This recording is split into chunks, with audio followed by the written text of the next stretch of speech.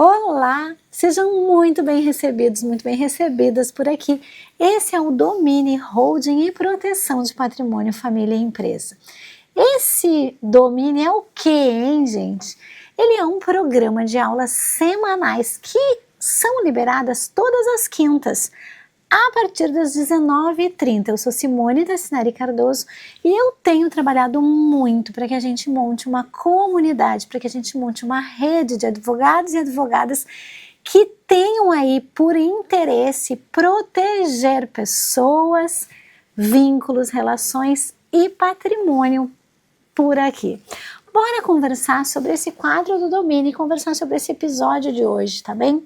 Esse episódio de hoje, gente, ele se chama Como Encontrar, ou na verdade, né? Onde estão os melhores clientes de holding e proteção? E onde é que estão esses clientes? Por que que nós decidimos conversar sobre isso? Olhem aqui para mim, para a gente falar sobre esse assunto. Muitas pessoas lá na rede vizinha e também por aqui me deixam comentários dizendo assim: Simone, eu sei que trabalhar com holding, trabalhar com planejamento sucessório, trabalhar com planejamento patrimonial é uma grande oportunidade, mas os clientes não chegam em mim, eu não sei onde é que eles estão, eu olho e eu não consigo, eu não conheço muitos empresários, eu não sei quem são essas pessoas, eu queria saber mais sobre isso. Então, com base na entrevista que eu faço com os meus alunos e alunas da especialização em holding e proteção e também com os meus mentorados da mentoria de aceleração dos resultados em proteção, esse é um tema de extrema relevância. Não se preocupe, porque todas as aulas elas têm a liberação do material complementar para que vocês possam aprofundar esse assunto, para que vocês possam fazer o seu bloco de notas. Por enquanto essas aulas estão gratuitas e por enquanto essas aulas elas têm o objetivo de levar a tua advocacia para um outro nível. Então, se você tem dúvida, será que eu já estou no nível de especialista? Será que ainda falta um pouco para mim? Quanto que falta para eu dominar? Esse programa ele visa te trazer para esse outro nível, trazer para essa advocacia mais rentável, trazer para essa advocacia mais efetiva, trazer para essa advocacia especialista, para a gente sair daquela advocacia comum. Talvez vocês não saibam, mas eu tive uma situação que eu adoeci por conta da advocacia. Eu advoguei do jeito errado durante muito tempo. E hoje, quando eu estava chegando aqui no estúdio, eu me deparei com alguns produtinhos aqui, né? E também com um livro e também alguns produtinhos que estavam vinculados aí às minhas intolerâncias alimentares. Eu não sei se vocês sabem, mas quem tem intolerância alimentar tem uma preocupação muito grave com aquilo que consome, com aquilo que bota dentro de si. E aí a primeira coisa que eu fiz foi ficar muito feliz, porque uma taurina que ganha comida sempre fica feliz, como vocês sabem por aí, né? Mas receber alimento quando alguém prestou atenção em você e foi procurar algo que você pode consumir, faz toda a diferença. E aí eu quero conversar com vocês sobre encontrar os melhores clientes e por que que eu tô trazendo esse assunto aqui, que é o assunto, não tem ninguém me patrocinando, tá bem? São coisas da vida real. Nem a Paty Bianco tá me patrocinando, que é a dona desse livrinho aqui, a autora desse livro, que tem fotos lindíssimas e receitas inclusivas. Por que que eu tô falando sobre esse assunto?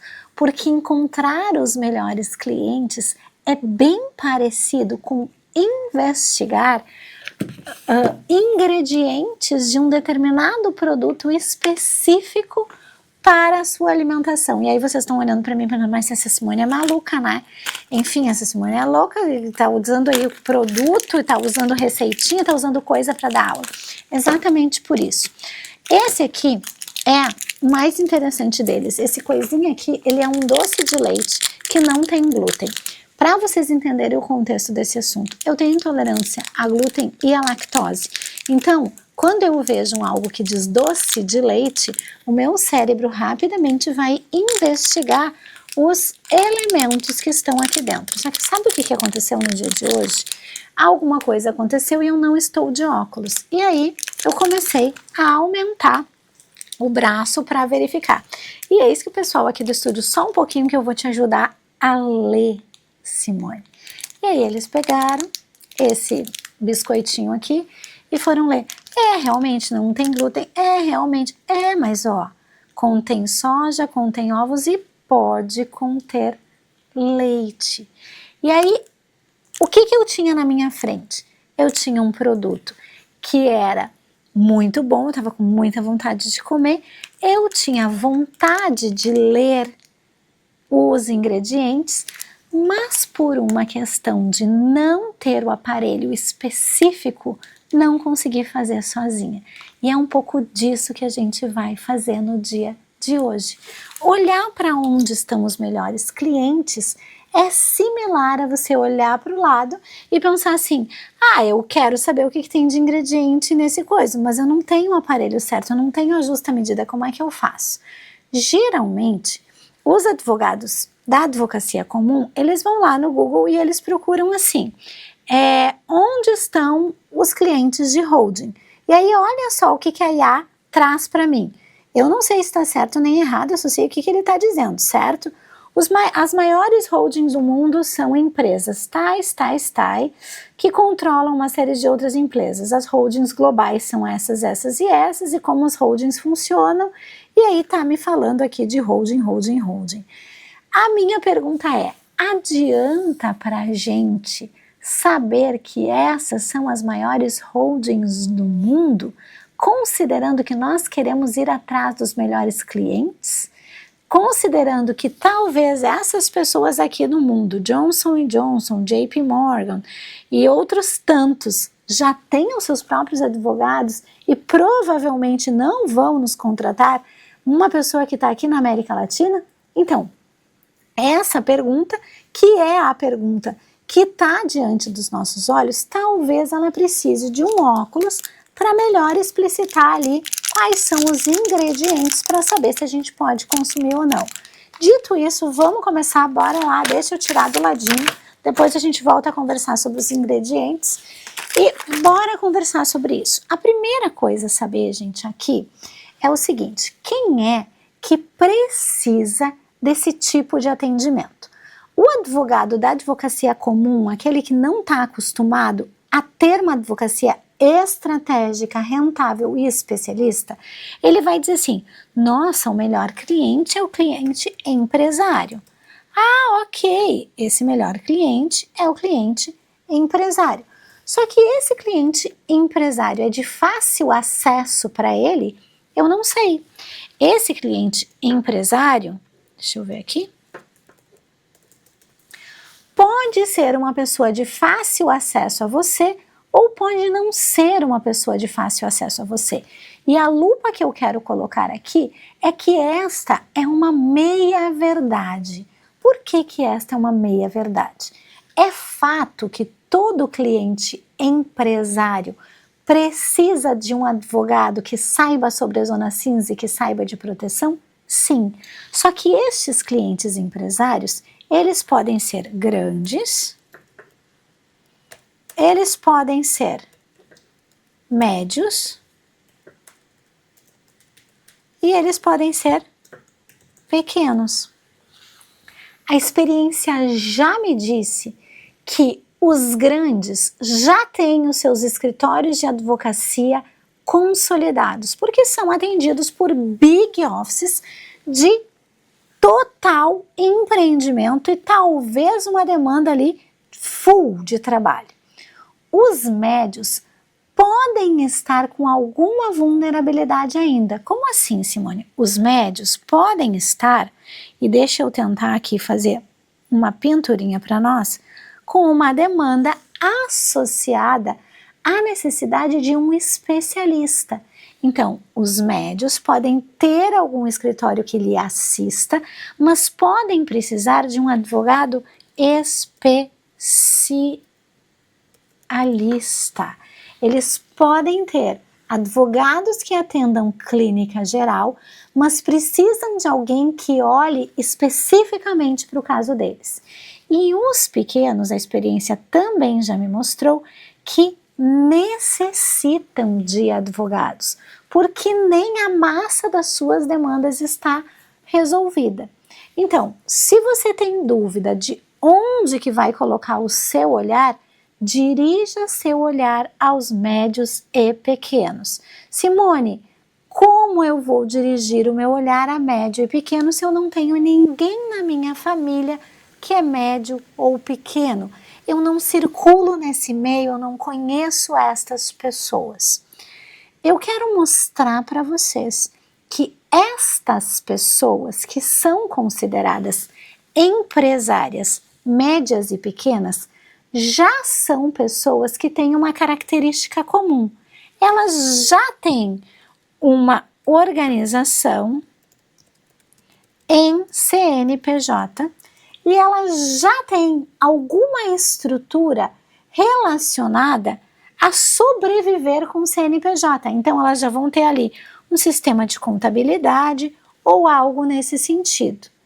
Só que ao lado dessas pessoas que já são empresárias, que já têm um CNPJ, nós temos uma lista de pessoas físicas ou jurídicas que não são aquilo que chamamos de empresários, ou seja, que fogem ao conceito do 966 do Código Civil.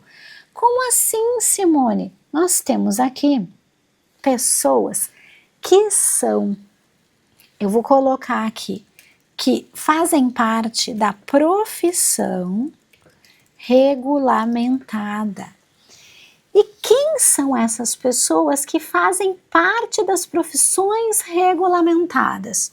Se lá em cima eu tenho um empresário típico, médio ou pequeno, e tenho alguém que já tem CNPJ, então que já está ali com um certo nível de consciência sobre esta estruturação, nessas profissões regulamentadas eu talvez não tenha.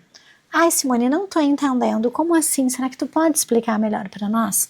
Nós temos uma lista gigante de atividades que, por estarem regulamentadas por conselhos, ordens, organizações ou até mesmo sindicatos, acabam não tendo tanta organização quanto o grupo de cima.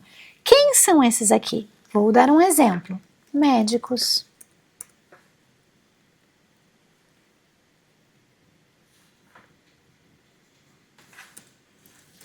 Dentistas. Advogados. Autores. Profissionais intelectuais.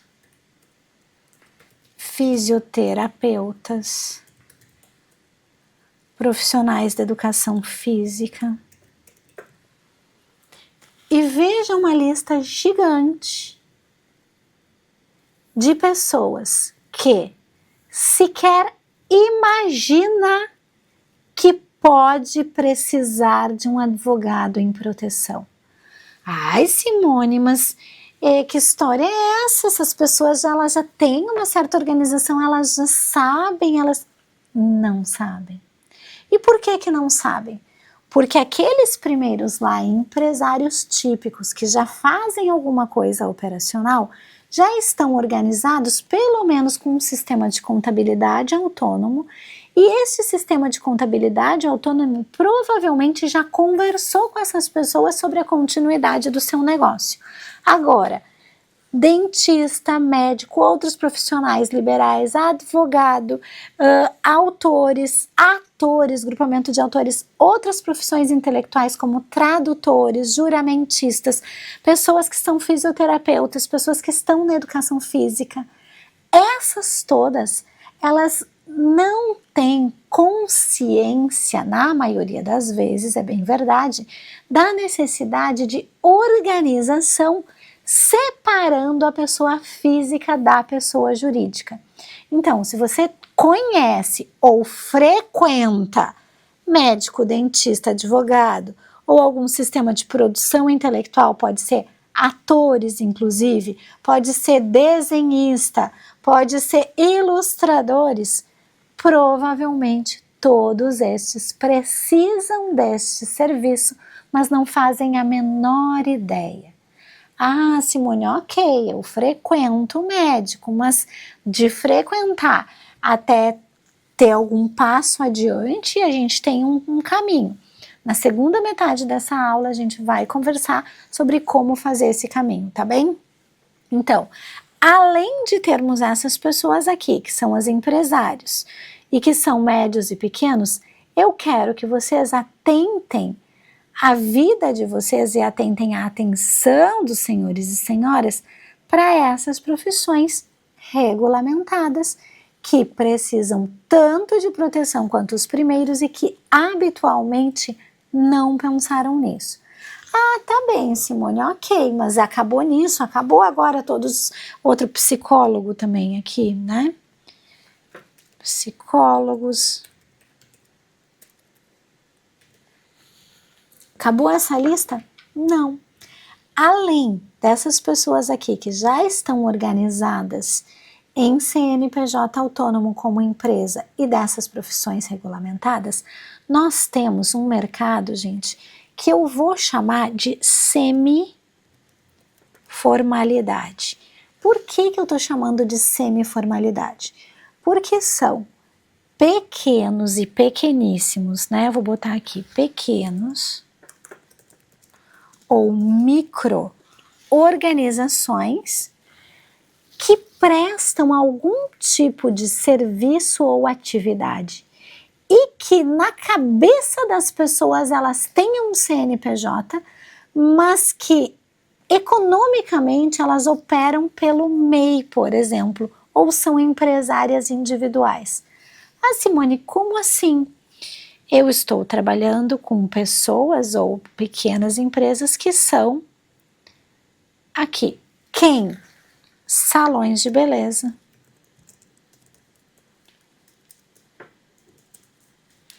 Quem mais? Pet shops.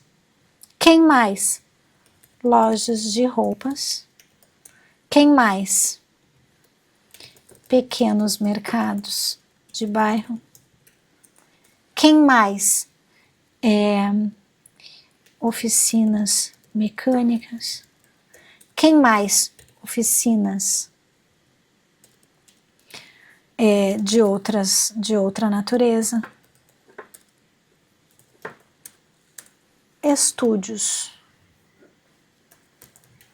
de gravação. Quem mais? Todo mundo que não se acha um grande empresário para receber esse tipo de informação, mas que está na semi-formalidade. Por quê? Porque não consegue se enxergar como empresário. Eu posso ter um CNPJ ou não posso ter um CNPJ, mas eu faço uma atividade que me gera rendimentos. Ah, Simone, mas como assim? Essas pessoas também precisam? Claro que sim. E quanto menor, mais precisa.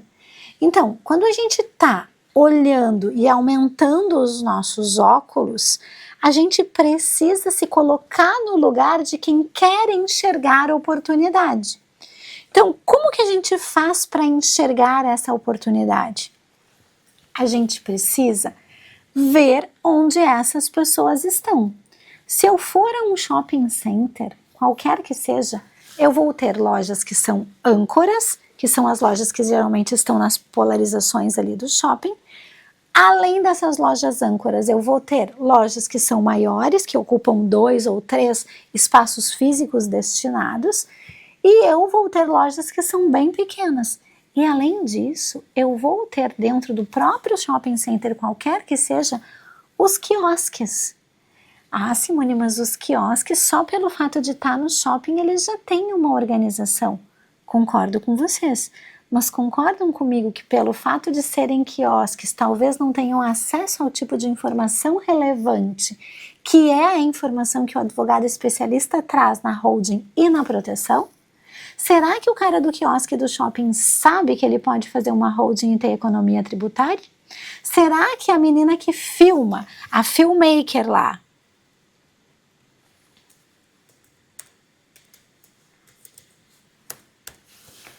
sabe que ela tem essa oportunidade? Ou será que ela não sabe sobre isso? E aí eu quero conversar com vocês sobre os efeitos desse assunto. Ah, Simone, eu não estou entendendo muito bem, eu não sei muito bem como abordar, eu também tenho algumas dúvidas de como fazer. Eu queria a tua ajuda para a gente olhar para isso de verdade, tá? Então olhem aqui para mim.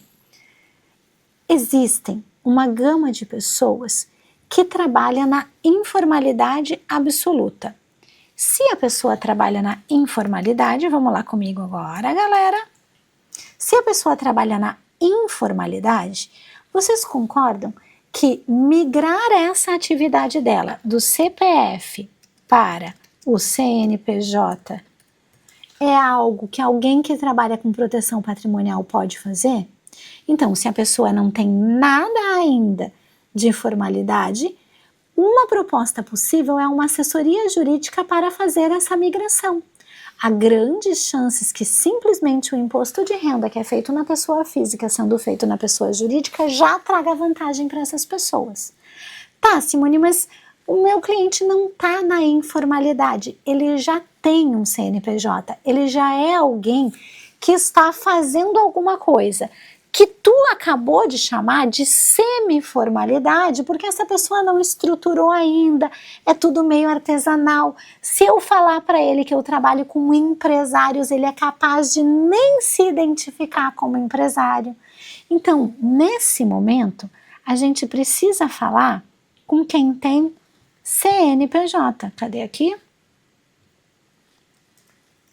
Opa!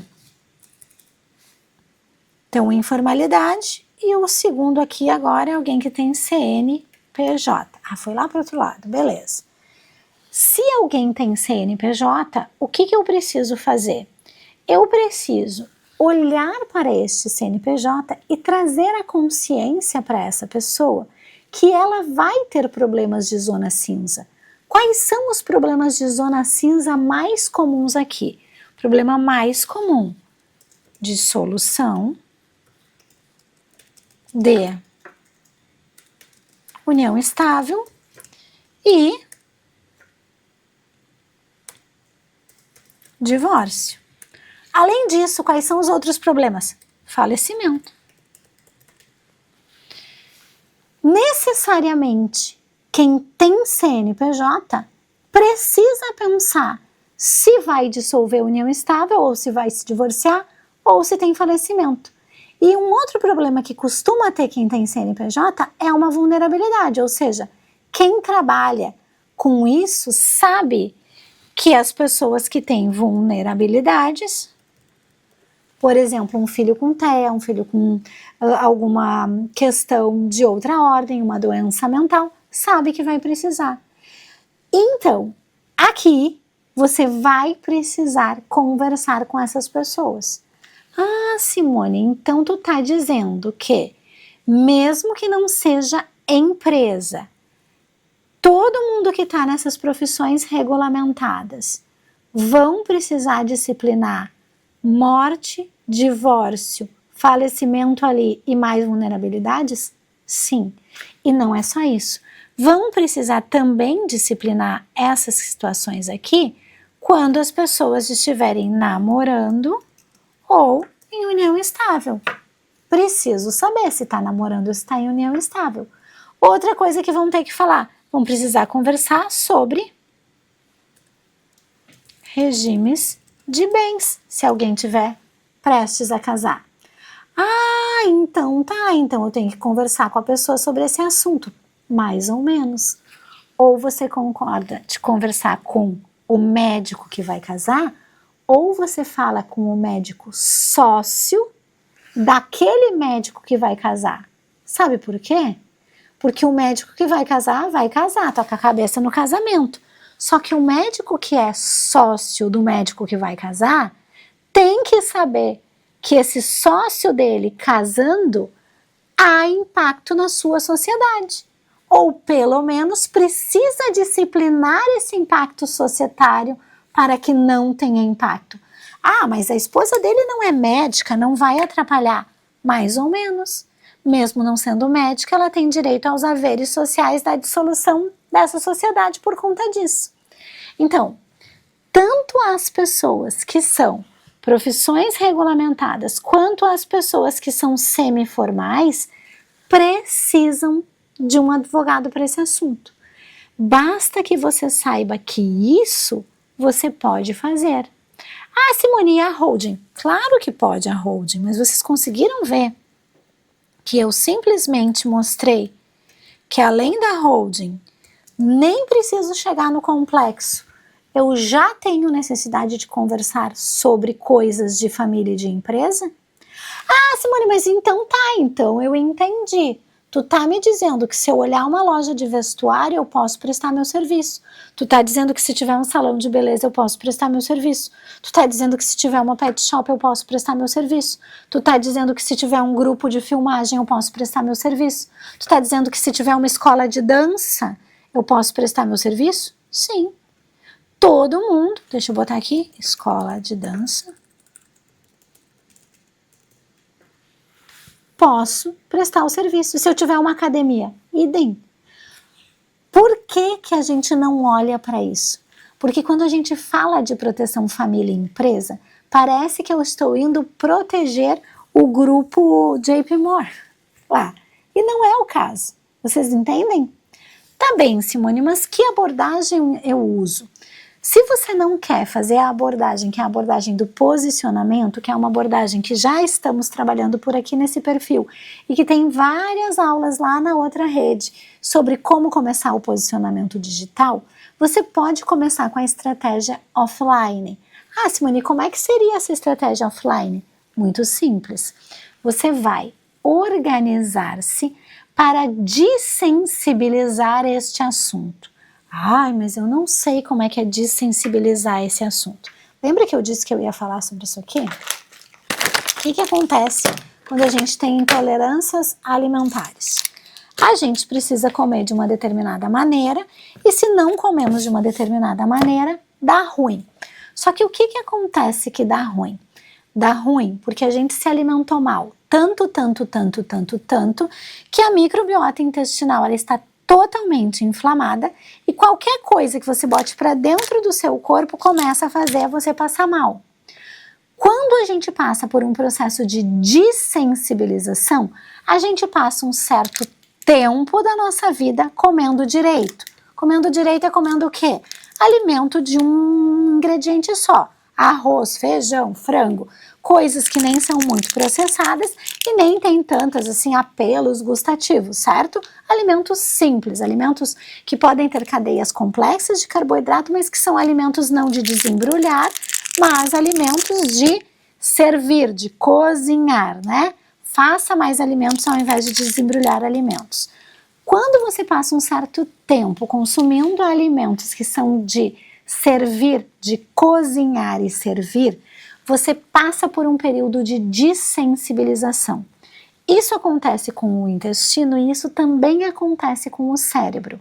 Quanto mais você se coloca em situação de dessensibilizar determinados assuntos, mais fácil fica para você conversar sobre esse tema e se colocar como especialista nesse lugar. Tá bem, Simone, como é que eu me dessensibilizo desse assunto? Eu coloco uma meta de quantas pessoas físicas ou jurídicas eu vou conversar durante um período de tempo. Estatisticamente, sabe-se que você precisa entrevistar 21 pessoas para ter uma conversão neste assunto, certo? Simone, significa que eu tenho que falar com 21?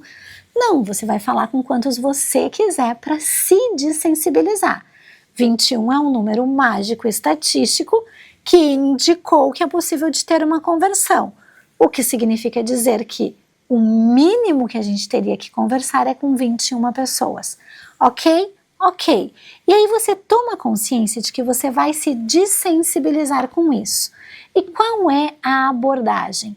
Número 1, você não vai vender. Número 2, você não vai ser chato. Número 3, você não está chegando lá para oferecer um serviço jurídico ou qualquer coisa desse tipo. Não. Você está indo conversar com a pessoa como parte de uma dessensibilização sua para conversar sobre esse assunto. Simples assim. E qual vai ser a abordagem? Se você já está no caminho de formar essa rede da advocacia protetiva, se você já está no caminho da advocacia especialista, você fala a verdade absoluta para a pessoa. Oi, tudo bem? Quem é que é o dono aqui da academia? Ah, é a Maria. Tudo bem, Maria, eu sou a Simone. Olha só, eu estou no caminho de uma especialização que trabalha com proteção de patrimônio, família e empresa. E a minha professora me deu uma tarefa de conversar com muitas pessoas que tenham essa interface entre família e empresa, para que eu saiba e tenha consciência de quais são as dúvidas de vocês sobre esse assunto. Então, você está indo conversar, você está indo levantar as dúvidas da pessoa. Posso conversar contigo? É rápido, não vai levar mais do que 3 minutos. A pessoa pode dizer sim, pode dizer não, ou pode ser não sei o quê. Se ela disser não, ok, vamos para o próximo. Mas se ela disser assim, ah, claro que sim. Deixa eu te fazer algumas perguntas. Primeiro lugar, aqui na academia, vocês atuam com um CNPJ ou vocês ainda estão no CPF? A pessoa vai dizer provavelmente que é o CNPJ. Isso vale para o dentista, isso vale para o advogado, isso vale para o médico, isso vale para o fisioterapeuta, isso vale para o pessoal da filmagem. Ah, não, a gente tem CNPJ. Ah, tá. A segunda pergunta quando a gente responde que tem CNPJ é quem são os sócios e se esses sócios são da mesma família. E a pessoa vai dizer, não, somos 2 sócios, mas ele não é parente meu. Ah, ok. Você sabia, tem consciência, já te disseram, já soube sobre isso antes, que alguma situação que aconteça na vida do teu sócio, como um divórcio, um falecimento de alguém da vida dele, ou então que ele tenha um filho com vulnerabilidade, pode acabar atingindo o negócio? Aí a pessoa vai te dizer se sabia ou não. Então, olha só qual o caminho que eu percorri. Número 1, eu me coloquei como quem está aprendendo. Eu fui lá saber da pessoa. Número 2, eu perguntei sobre o CNPJ. Número 3, agora eu estou indo para as pessoas. Perguntei quem são os sócios. Depois dessa pergunta número 3, eu fiz a pergunta número 4, que é a pergunta que você já tem consciência disso? E aí a pessoa vai dizer se sim ou não. Vocês entendem que não tem certo e errado? E você fala, ai não sabia. Beleza, não sabia. Ah, tem alguma dúvida? Eu consigo ajudar com alguma coisa? Se a pessoa diz, ah não, já sabia. Aí a quinta pergunta, que pode encerrar inclusive essa dessensibilização é, vocês já ouviram falar de holding e sabe para que serve uma holding? E aí você vai ouvir o que a pessoa tem a dizer. E aí, dali, a conversa que se segue, ela é totalmente sua. Você pode dizer que trabalha com isso ou não, ou você pode dizer assim, olha, obrigada pelo teu tempo, obrigada por ter dedicado aí essas 5 perguntas, foi bem importante para mim. Se precisar de alguma questão neste assunto, eu posso ser uma ponte confiável para você, para um outro advogado. Veja, eu não estou me oferecendo, eu estou dizendo que eu sou uma ponte. E o que isso tem a ver com esse assunto aqui, que começou esse assunto na hora de hoje? Tudo, gente. Quando o pessoal aqui do estúdio pegou o negocinho para conseguir ler, eles foram ponte para mim. Por quê? Primeiro, porque eu não posso estar muito sensível às questões quando eu não posso consumir. E segundo, se eu não tivesse me colocado na condição de quem precisava ler, mas não estava conseguindo, não teria tido a oportunidade de alguém se apresentar para me auxiliar. E é isso que acontece quando a gente olha com olhos de quem quer encontrar. Quando eu fiz essa lista pra gente, olhem para cá. Quando eu fiz essa lista pra gente, eram olhos de quem não sabia onde encontrar. Mas agora são olhos de pessoas que frequentam a vida real. Se você tiver uma conversa com cada uma dessas pessoas aqui, rapidamente as pessoas vão saber o que você faz e rapidamente o seu organismo já vai estar dessensibilizado o suficiente para que você possa chegar no cliente certo e aí a venda que não é uma venda porque estamos na advocacia, acontece de um jeito natural. Quando estamos na advocacia, somos contratados para esclarecer dúvidas da vida real das pessoas. Só que se ninguém sabe com o que estamos trabalhando, como é que a pessoa vai ter dúvida?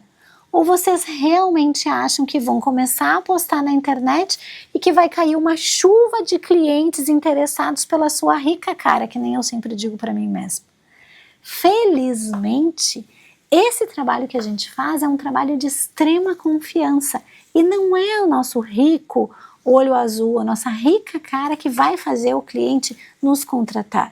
Ele exige uma sequência de confiança, ele exige que o cliente seja esclarecido, entenda para que serve aquele assunto para depois chegar na contratação. Mas se você ainda estiver sensível de conversar com esse assunto, você não vai passar a segurança que o cliente merece. Então, quer vir comigo, quer saber onde é que estão os melhores clientes para holding e proteção? Desensibilize-se. Vai conversar sobre esse assunto. Simone, qual é o mínimo? O mínimo é 21, né, gente? Mas e se eu quiser 2 clientes? Fale com 42. Simples assim, tá bem?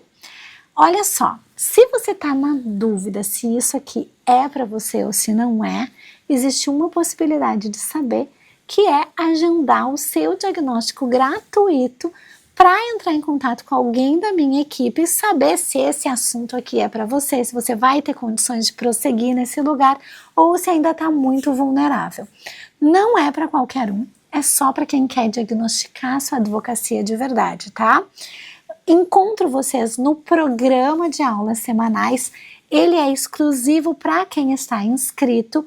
Por enquanto não tem nada sendo cobrado e a ideia nem é cobrar, tá bem? A ideia é a gente aumentar essa rede de proteção.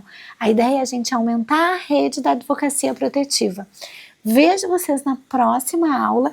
Se tiver dúvida sobre esse assunto, pode me mandar lá na rede vizinha, pode escrever aqui embaixo nos comentários, me manda um direct que eu vou ter o maior prazer em solucionar essas dúvidas de vocês. Bora trabalhar, bora dominar. Até mais!